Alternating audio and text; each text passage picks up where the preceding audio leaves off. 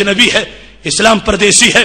अगर आज तुम ये देखते हो कि वहां पर अमेरिका में काबातुल्लाह के मॉडल का शराब खाना तैयार कर दिया गया है और हमारी मुकद्दस जगह को उन्होंने शराब खाना के साथ शराब खाना उसी मॉडल का बनाकर जब लोगों को ये दावत दी है कि हम अब पूरी तरह इस्लाम के खिलाफ हैं, बर्दाश्त नहीं कर सकते, इस्लाम हमें पसंद नहीं, और इस तरह भी कि ये अपने घरों में भी हमें ये पसंद नहीं है, ये अजनबीयत नहीं इस्लाम की, परदेसी होना नहीं, तो और क्या है।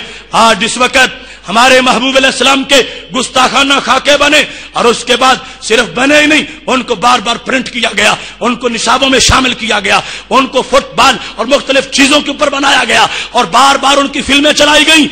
ये गरीबुल वतनी नहीं इस्लाम की, तो और क्या है।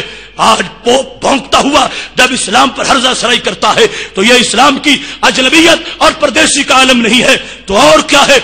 आज इस वक्त $6 लाख इंडिया की हुकूमत अफगानिस्तान में म्यूजिक के लिए फंड देती है, ये अजनबीयत नहीं इस्लाम की, तो और क्या है।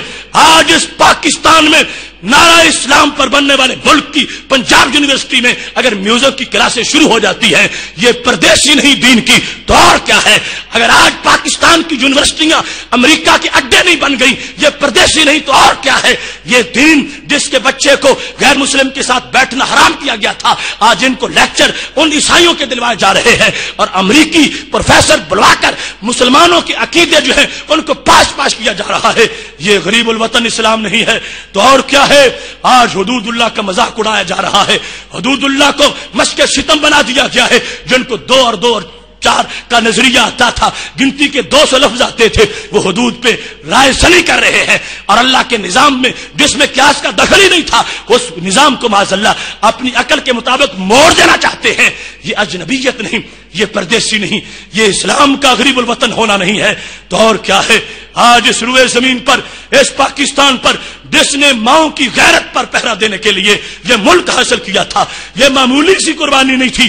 20 लाख जानें देकर हमने पाकिस्तान लिया था, 20 लाख जानें देकर 2 करोड़ लोगों ने घर छोड़ा, 90,000 औरतों की इज्जतें लुट गई, फिर ये वतन बना। तो क्या मैराथन रेस के लिए बनाया था? क्या इसको हमने और यानी और फहाशी के लिए बनाया था? क्या इस मुल्क को हमने नाजायज धंधों के लिए बनाया था? नहीं नहीं, इसको इस्लाम के लिए, दीन के लिए। और आज इस वक्त इसकी सड़कों पर माओ बहनों को और इस रेस में दौड़ाकर इस्लाम की धज्जियां उड़ाई जाती है, तो ये गरीबुल वतन इस्लाम नहीं, तो और क्या है। इस वास्ते मेरे भाइयों, कोई ये न कहे कि इस्लाम का घर है, इस्लाम का देश है, इस्लाम गरीबुल वतन, इस्लाम परदेसी। इस्लाम चाहता है मुझे घर मिले। आज जो इस्लाम को दिल देगा, कल रब उसको जन्नत अता फरमाएगा। ऐसी सूरत हाल के अंदर हमें अपना किरदार, बैनुल अक़वामी हालात, इंटरनेशनल अफेयर्स, उसके लिहाज से पूरी मिल्लत का एक सर्वा करते हुए ये देखना है। 32 ईसाई चैनल्स इस्लामी दुनिया में चल रहे हैं। आज वर्ल्ड हेल्प नामी तंजीम इराक के नक्शे छाप के लगी फिर रही है, अमेरिका में फंड इकट्ठा हो रहा है कि इराक के अंदर हमें 10 लाख इंजील की जरूरत है इस्लाम के लिए। वो ये तोहफे पेश कर रहे हैं, ईसाई हमारे बंदों को खराब करने के लिए फंड इकट्ठा कर रहे हैं। आज इन हालात के अंदर कि जब कहीं अगर गैरों के पास ये सितम था तो था ही, अब हमारी आला जो अफवाज के इदारे हैं वहां दाढ़ी पे पाबंदियां लगाई जा रही हैं, वहां निजाम इस्लाम के खिलाफ लोगों को पूरी तरह, उनके नाम इस्लाम वाले हैं, उनके दिमाग इस्लामी नहीं रहे, उनके दिमाग अंग्रेज के हैं, उनके अंदर जुबान पर बोलने वाली फिक्र जो है वो गैरों की है। लिहाजा जब किसी के घर में गैरों का कब्जा हो जाए, वो परदेसी नहीं होता तो और क्या होता है। ये इस्लाम अजनबी है, परदेसी है, नाम उसका लुत्फुल्लाह है और बंदा करता क्या है जो बिल्कुल हराम है। नाम उसका गुलामे रसूल ये रखा गया, लेकिन वो अंग्रेज का एजेंट बन गया, आलाकार बन गया, वो अफरंगी दुकानों का खिलौना बन गया। ये सारा राहुल रस्म, बूदो बाश, उसका चेहरा, उसके कपड़े, उसका किरदार। ये इस्लाम की बेटी ये इस वक्त बगैर पर्दे के और शार्ट लिबास में और बिल्कुल टाइट लिबास में और अपने जिस्म की नुमाइश करती हुई बाहर निकलती है। इस्लाम रोता है कि मैंने ऐसी बच्चियां तो नहीं पाली थी। हजरत फातिमा ज़हरा की बेटियों का ऐसा, उनकी रूहानी फिक्र की वारिस जो बेटियां होती हैं, उनका ऐसा किरदार नहीं हो सकता। اگر ایسا ہمارے ملک میں ہو رہا ہے اور دن بدن بڑھتا جا رہا ہے، آج سے 10 سال پہلے ایسی اریانی نہیں تھی، اب اس سے زیادہ گند آ گیا ہے، تو پتا چلا اسلام زیادہ غریب الوطن ہو گیا، زیادہ بے گھر ہو گیا ہے۔ آج جو یہ آئے ہیں، یہ سوچ جو ہے، یہ اس وقت درس قرآن کے اختتام پر یہ ایک ہماری جو ہے، اس کا مقصد یہ ہے کہ ہم سوچیں کچھ کام میں کروں، کچھ کام آپ کریں، ملیں گے سینہ چاکانے چمن سے سینہ چاک، اور ظلمت رات کی سیما پا ہو جائے گی۔ اس واسطے کسی ایک بندے کا کام نہیں ہے، پوری ملت کا کام ہے، اور جو نقب لگا رہے ہیں ان کے محاسبے کا وقت ہے، ان کے ساتھ پنجہ آزمائی کا وقت ہے، اور یہ امانت ہے ہمارے دین کی، ہمارے قرآن کی۔ ہم اس درس قرآن کے قائل نہیں ہیں کہ جو درس قرآن اپنا رخ لوگوں کے حالات کی طرف نہ کرے، جو لوگوں کے مسائل، امت کے جو سلگتے مسائل ہیں ان کی طرف متوجہ نہ ہو۔ یہ درون دل کی آواز ہے، یہ ٹھیک ہے، اس قرآن کو پڑھ کے دم کریں، بیماریاں صحیح ہوتی ہیں، اس کے ختم پڑھنے سے برکتیں ملتی ہیں، مگر یہ ختم پڑھنے کے لیے نہیں، یہ باطل کو ختم کرنے کے لیے آیا ہے۔ اس کے ختم بھی پڑھو، مگر اسے پڑھ کے باطل کو ختم بھی کرو۔ اگر باطل ننگا ناچتا رہے، ہم مسجد کی الماری تک قرآن بند رکھیں تو یہ قرآن کا حق نہیں ہوگا۔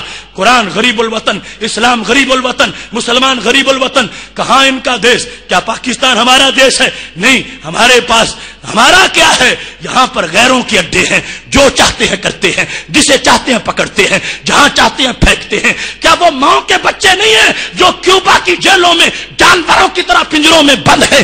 کیا وہ افغانستان کے کیکروں کے پتے تھے جن کو پکڑ کے الٹا لٹکا دیا گیا؟ کیا وہ عراق کی سرزمین جو ولیوں کی سرزمین ہے، اس کے بیٹے حضرت ابراہیم علیہ السلام کے پوتے امام حسین کی اولاد، کیا وہ نیک لوگوں کی ضروریت نہیں ہے جن کو ابو غریب جیلوں میں کتوں سے جن کا گوشت نچویا جا رہا ہے؟ ایسے دیش کے اندر، ایسے حالات کے اندر ہم کیسے کہہ سکیں گے اسلام کے پاس گھر ہے؟ نہیں، اسلام بے گھر ہے، اس وقت ہم سے گھر کا تقاضا کر رہا ہے۔ ایسے حالات کے اندر ہمیں یہ سوچنا ہے کہ ہم اس ابتلا کے دور سے گزریں تو کیسے گزریں، ہم اپنا فرض کیسے ادا کریں اور کس انداز میں ہم آگے بڑھیں۔ سب سے پہلا کام فکری محاذ پر ان لوگوں کا مقابلہ ہے کہ جہاں جہاں یہ فکری لونڈے اور فکری گماشتے اور میڈ ان امریکہ فکر کے لوگ اور میڈ ان یورپ نظریات کے لوگ جو ہیں، جب تک ہم ان کا عملاً محاسبہ نہیں کریں گے اس وقت تک مزید آگے رسوائی بڑھتی جائے گی۔ اس واسطے خواہ وہ لوگ حکومت میں ہے، خواہ وہ کسی سیاسی پارٹی میں ہے، خواہ وہ ڈیموکریٹک پارٹیوں کے اندر ہے یا وہ بیوکریسی کے اندر لوگ ہیں، جہاں بھی امریکہ، برطانیہ، اسرائیل اور انڈیا کے گٹروں میں پلنے والے کیڑے اگر ہماری کرسیوں کو چمٹے ہوئے ہیں تو ہمیں یہ سوچنا چاہیے کہ یہ ملک کے اندر نظریہ کی بقا کے لیے خطرناک ہے۔ اس واسطے نظریاتی طور پر ہمیں قرآن کا یہ درس ہے کہ ہم اس ملک کو پاک کرنے کے لیے ان پلید لوگوں کے خلاف اپنے نور قرآن کو عام کر دیں۔ اس واسطے یہ تحریک آج سے نہیں، صدیوں سے چلی ہے، اور پھر بالخصوص آج مجھے علامہ اقبال کا وہ پیغام یاد آتا ہے، کہنے لگے سوالے میں نہ کروں ساقیے فرہنگ سے میں، سوالے میں نہ کروں ساقیے فرہنگ سے میں، کہ یہ طریقہ رندان پاک باز نہیں۔ کیوں ان سے پوچھیں، کیوں ان سے لیں، کیوں ان سے مانگے؟ کیا ہمارے پاس کچھ نہیں؟ کیا ہم اسلام کی دکان خالی ہے؟ کیا اسلام کے پاس کچھ نہیں، اسلام کے پاس ہی سب کچھ ہے، صرف دھیان اسلام کا کرنے کی ضرورت ہے۔ غیروں کی گندی دکانوں سے گندا سودا مسلمان کیوں خریدے؟ نظریے کا گندا سودا، زندگی گزارنے کا گندا سودا۔ جس کے پاس اتنا سچا قرآن ہو وہ جھوٹے لوگوں کے جھوٹے قانون بنا سمجھے تو کیوں سمجھے، مانے تو کیوں مانے؟ اس واسطے قرآن مجید برہان رشید کی طرف متوجہ ہوتے ہوئے آج کی حالات سمجھو۔ اقبال ایک دن شالامار میں گئے، شالامار باغ میں گئے، خزاں کا موسم تھا اور عید آئی ہوئی تھی، جیسے قدرتی اب زمانہ ہے، چونکہ اب خزاں ہی آگے دہلیز پر ہے، عید کا زمانہ ہے، تو کسی نے اقبال سے کہا کہ عید کے بارے میں خوشی کی نظم لکھو، عید بڑا خوشی کا موقع ہوتا ہے۔ تو علامہ اقبال کہنے لگے یہ شالامار میں ایک برگ زرد کہتا تھا، یہ شالامار میں ایک برگ زرد کہتا تھا، گیا وہ موسم گل جس کا رازداں ہوں میں۔ یہ شالامار میں ایک برگ زرد کہتا تھا، گیا وہ موسم گل جس کا رازداں ہوں میں، پائمال نہ کریں مجھ کو زائران چمن، انہی کی شاخ نشیمن کی یادگار ہوں میں۔ وہ پتا جب ہرا تھا، اوپر تھا، سب اس کو دیکھتے تھے اور اس کے سائے میں بیٹھتے تھے، اس کو دیکھ کے آنکھیں ٹھنڈی کرتے تھے، مگر جب زرد ہوا تو نیچے آ گرا، اب قدموں کے نیچے ہے۔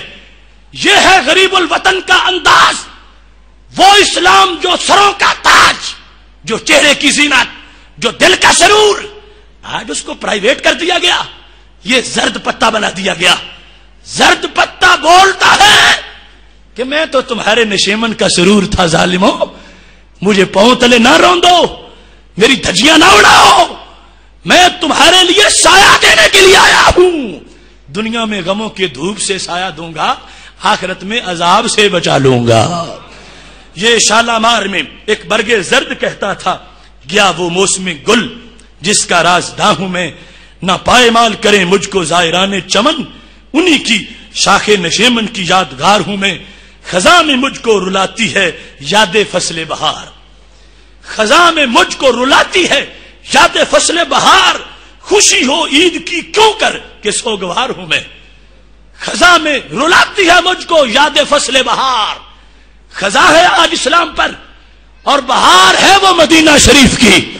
جب سوسائٹی میں چلنے والے کسی کو ابو بکر صدیق کہا جاتا تھا، کسی کو عمر فاروق کہا جاتا تھا، اب خزاں ہے، ایسا چہرہ نظر نہیں آتا، ایسے لوگ نظر نہیں آتے کہ جو رستے پہ چلیں تو فرشتوں نے لائنیں بنائی مسافہ کرنے کے لیے۔ وہ سوسائٹی نہ رہی، وہ دین کے ماننے والے نہ رہے، وہ اسلام کے متولے نہ رہے، وہ اسلام پر عمل کرنے والے نہ رہے۔ اب یہ اقبال کہنے لگے خزاں میں مجھ کو رلاتی ہے یاد فصل بہار۔ تم کہ تو عید کی شان میں نظم لکھو، خزاں میں رلاتی ہے مجھے یاد فصل بہار، خوشیوں عید کی کیوں کر کہ سوگوار ہوں میں۔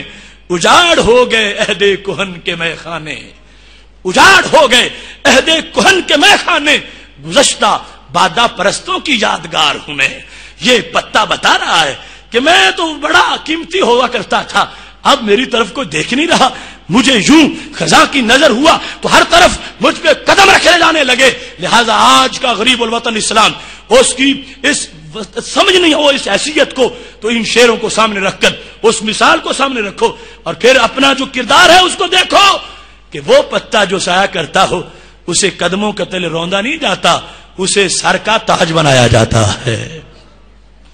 ایسی صورتحال میں یقیناً جس وقت ہم گرد و پیش کو تو دیکھیں دور کی بات ہے، اپنے ملک کی حالات اپنے حوالے اس وقت سامنے رکھتے ہیں، محلے محلے میں بے حیائی، بد کرداری، جھوٹے لوگ، فراڈی لوگ اور اس طرح کی منحوس لوگ، یعنی جن کا کردار صحیح نہیں، عقیدہ صحیح نہیں، ان لوگوں کے طرف اصلاح کا پیغام، اور پھر جو مسلط حکمران ہیں ان کے لیے اصلاح کا پیغام۔ آخر پورے ملک اور حکومت کا بھی ایک اثر ہوتا ہے بندوں پر، چھت پہ جو کچھ ہوتا ہے نیچے وہی گرتا ہے، پر نالے سے اور نہیں آتا، چھت والا ہی نیچے آتا ہے۔ اگر کسی ملک کا وزیر صحت کنجریوں کے ساتھ ڈانس کر کے کہے یہ ہماری صحت مند سرگرمی ہے تو اس ملک کے بیٹے ڈانس نہیں کریں گے تو کیا کریں گے؟ اور اگر کسی ملک کا پریزیڈنٹ پولو کیمپ میں ناچ رہا ہو تو اس ملک کے بچوں سے کیا امید ہو سکے گی کہ یہ اپنے آپ کو بچا سکتے ہیں؟ اس واسطے برباد گلستان کرنے کو بس ایک ہی الو کافی ہے، ہر شاخ پہ الو بیٹھا ہو، انجام گلستان کیا ہوگا؟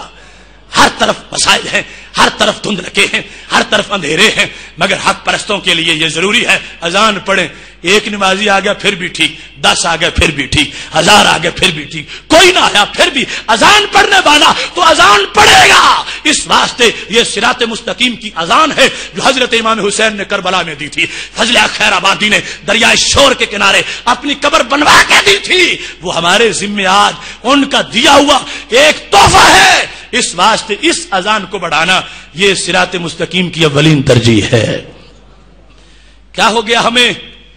یہ ملک ہے جس میں جو ایجوکیشن کا وزیر ہے اس کو پرائم منسٹر آف اگنورینس کہنا چاہیے، جس نے یہ کہہ دیا ہے ہماری اور انڈین ثقافت ایک ہے، ہماری تہذیب ہڑپا سے ہے اور ہمارا ان کا کوئی فرق نہیں ہے۔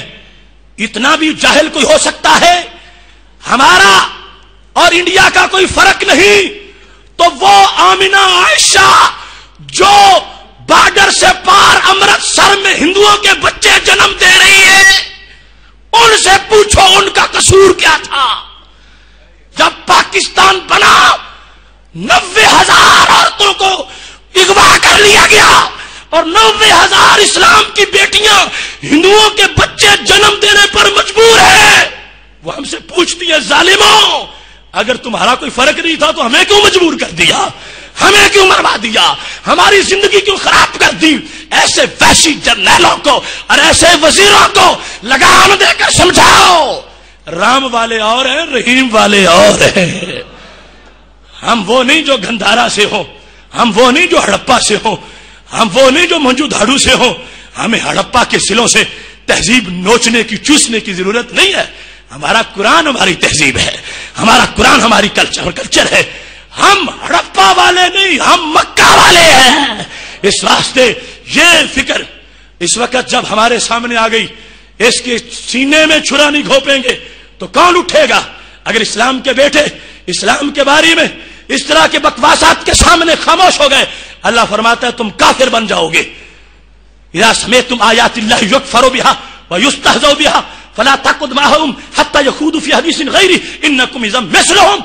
فرمایا جب اسلام کا مذاق اڑایا جائے اور تم بیٹھ کے سنو، اسی طرح کے چوٹی کے کافر بن جاؤ گے۔ لہذا اسلام کا مذاق اڑایا جائے تو اب بچنے کے لیے بولو کہ ہم ان ظالموں کے سامنے نہیں، ہم ماہ مدینہ کے سامنے ہیں۔ کتنا ظلم ہے! یہ کلچر اور یہ تہذیب کیا پلیٹ میں رکھ کر دی گئی؟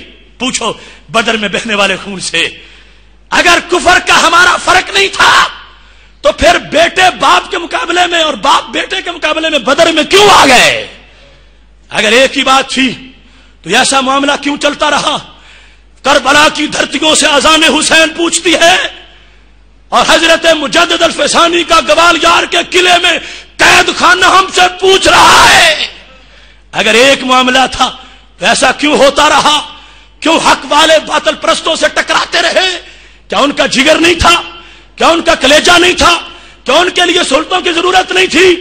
اگر معاملہ ایک تھا تو گڑی خیرو کے لاقب میں امام شاہ احمد نورانی ننگے چھت کے نیچے کیوں تڑپ کے حق کے نعرے لگاتا رہا؟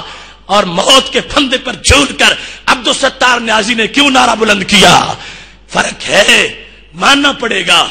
ہم گائے کو مقدس نہیں سمجھتے، ہم اس کو ذبح کرتے ہیں، اور وہ جہاں روٹی کھانی ہو نیچے گائے کا گوبر ملتے ہیں۔ قرب ان کا، وہ کپڑے اتارے تو ان کا دین، ہم کپڑے پہنے تو ہمارا دین۔ وہ اپنے انداز میں، ہم اپنے انداز میں۔ ہمیں ظالموں کے ساتھ نہ ملاؤ، جہنمیوں کی لسٹ میں ہمیں شامل نہ کرو۔ ہم ان کے شانہ بشانہ نہیں چل سکتے، ان کا چہرہ سیدھا جہنم کی طرف ہے، ہمارا ڈائریکٹ جنت کی طرف ہے۔ اس واسطے یہ غربت کا ایک تجزیہ آپ کے سامنے کر رہا ہوں۔ اس کے علاوہ میرے پاس ایسے درجنوں شواہد ہیں۔ جس وقت ایک دھرتی کے اندر اس ملت کا ہیرو محمد بن قاسم اگر اس کو کوئی ظالم کہے اور راجہ دہر کو مظلوم کہے تو کیا اس نے اسلام کی بولی بولی ہے یا کفر کی بولی بول رہا ہے؟ اس واسطے یہ ساری جو صورتحال اور انالیسس ہے، اس کو سامنے رکھتے وقت اب یہ فیصلہ کر لو، اگر ہم گھروں میں رہے، اگر ہم نے دین نہ پڑھا، اگر ہم نے دین نہ سمجھایا، اگر ہم نے لوگوں تک پیغام نہ پہنچایا، اگر ہم خود فکری طور پر مسلح نہ ہوئے اور ہم نے لوگوں کو بیدار نہ کیا، تو کل ہمیں یہاں سے پکڑا جائے گا قیامت کے دن کہ تم گونگے شیطان تھے، تم کیوں نہ بولے جس وقت میرے دین کی دھجیاں اڑائی جا رہی تھی۔ اس وقت اگر کوئی بندہ اللہ کے اس عذاب سے بچنا چاہتا ہے تو بیدار ہو جائے، ہوشیار ہو جائے۔ ہم نے فہم دین کورس کی شکل میں جو تمہیں چھوٹا سا ایک نصاب دیا ہے اور پچھلا نصاب اور مسلسل یہ 13واں کورس ہے، یہ ایک راستے کی طرف رہنمائی ہے، تھوڑی سی کوشش ہے، اور انشاءاللہ رمضان میں ایک نیکی جب 70 تک پہنچتی ہے تو ایک کورس 70 تک پہنچ جائے گا۔ اس کا مضمون، اس کے اندر جو نور ہے، اس کے اندر جو روشنی ہے، وہ یقیناً آگے بڑھے گی اور اس کو لے کے چلیں گے۔ درس ہوتا رہتا ہے، درس قرآن کے اندر قرآن کی ترجمانی ہونی چاہیے. ایک تو وہ ویسے شعبہ ہے کہ جن کے ہاں میں نے کل ذکر کر دیا تھا کہ درس قرآن ایک دن شیطان بھی دینے آ گیا تھا اور صحابی رسول کو دینے آ گیا تھا. اس واسطے ہر درس قرآن نہیں ہوتا. اور دوسرا درس قرآن میں یہ بھی ضروری ہے اب لوگوں کو ہیضہ ہو چکا ہو اور جو معالج ہے وہ صرف ان کو زکام کی دوائیاں دیتا رہے, لوگ ہیضے میں مر جائیں تو زکام کی دوائی بیچنے کی فائدہ کیا ہے, ضرورت کیا ہے؟ وہ ڈاکٹر نام ہوتا مر جاتا کہ جب قوم کو ہیضہ تھا اور وہ دوائی دے رہا تھا زکام کی. نہیں, جو بیماری ہو دوائی اس کی بیچو, جو مرض ہو علاج اس کا کرو. اس واسطے آج کے حالات میں نام نہاد روشن خیالی اور یعنی فحاشی اور یہ بدلتے ہوئے اطوار اور شاعر اسلام کا مذاق جو اڑایا جا رہا ہے, سب سے پہلے ٹیکہ اس کے خلاف لگانے کی ضرورت ہے.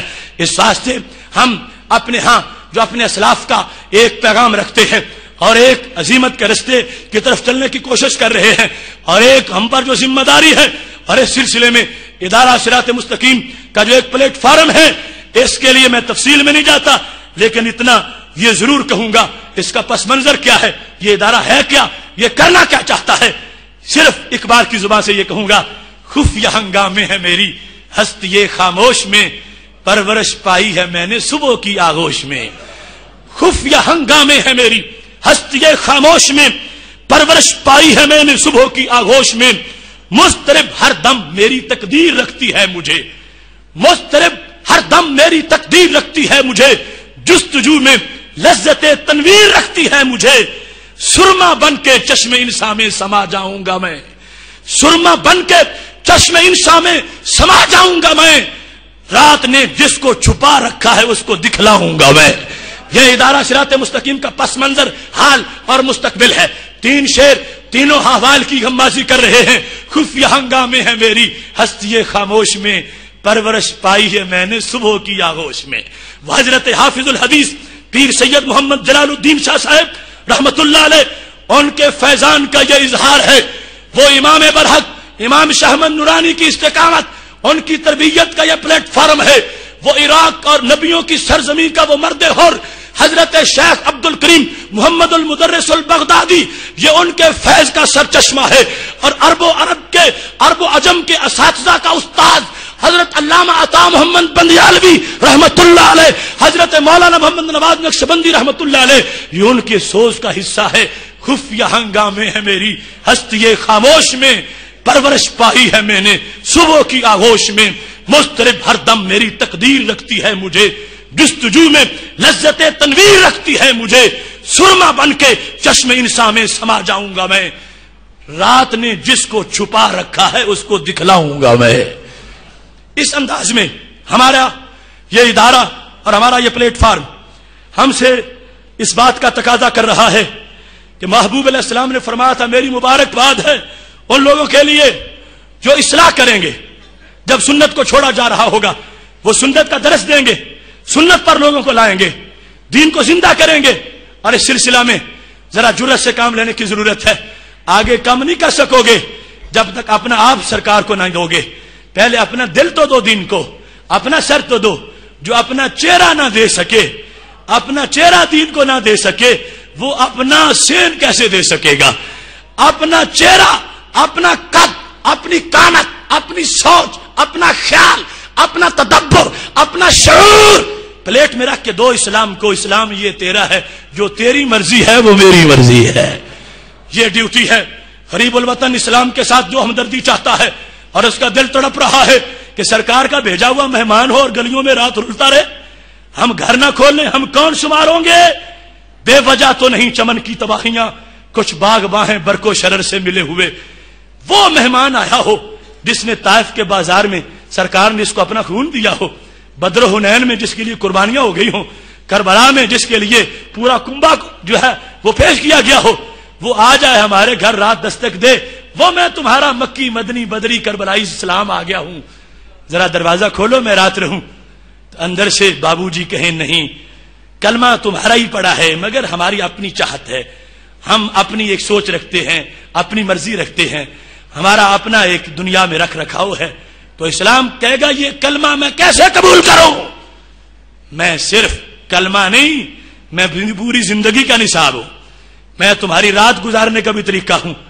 اب ایسا ہو رہا ہے ہم زبان سے نہ بھی کہیں, ہمارے گھر بولتے ہیں اسلام اور جاؤ اور جگہ جاؤ.